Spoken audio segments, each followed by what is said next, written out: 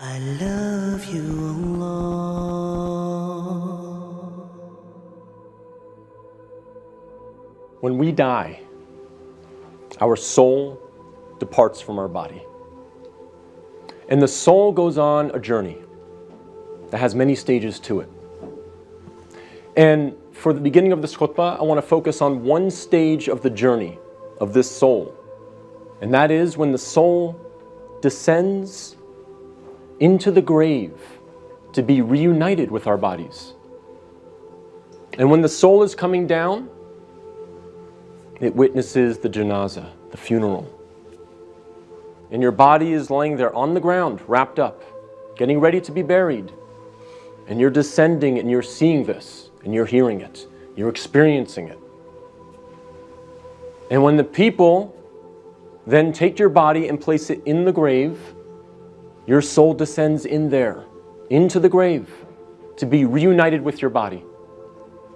And then your loved ones, your friends who were there at your janazah, they will start shoveling dirt, start picking up dirt with their hands and placing it in the grave, throwing it on top of you, and you will feel it fall on top of you. And they will do this until you are completely covered up. And you will be there in the grave, covered up, and you will have consciousness. You will be alive. Not physically, obviously, but your soul will experience this. And then after your family makes some du'as, and they say some nice, kind words about you, they'll walk away, they'll leave. And you will hear their footsteps, as the Prophet, peace and blessings be upon him, said, that you will hear their footsteps as they walk away. And you will be there alone, in the grave, by yourself. Darkness, silence. What happens at that point? Two angels come to you, Munkar and Nakir. And they ask you three questions. Perhaps the most important questions you will ever be asked, and the three most important questions you will ever answer. And those questions are, what is your deen? Translated as, what is your way of life or your religion? Who is your prophet? And who is your Lord? Not necessarily in that order, but those are the three questions. And if you answer these questions correctly, all three of them, your stay in the grave will be one of peace. You'll have peace. You'll have pleasure. Until the day of judgment, when the horn is sounded and you are raised up out of your grave. So during that time, if you answer these questions correctly, you will have peace.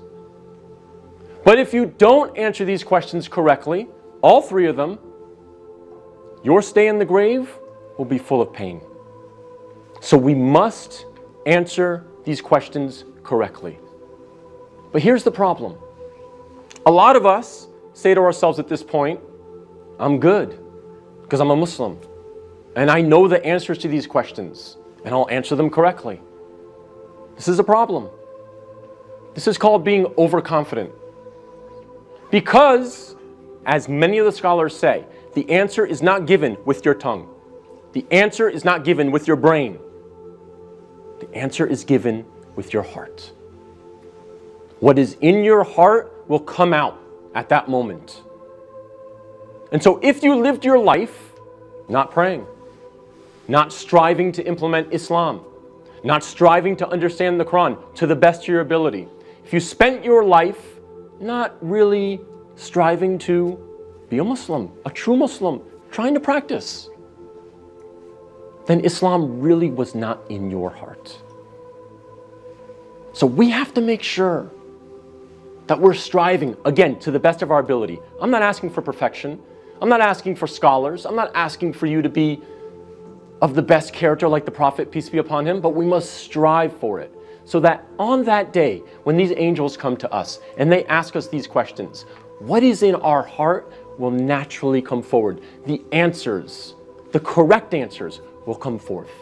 And not the answers of, I was striving for something other than the pleasure of Allah. So we have to make sure that Islam is in our hearts, not just on our lips, not just in our mind.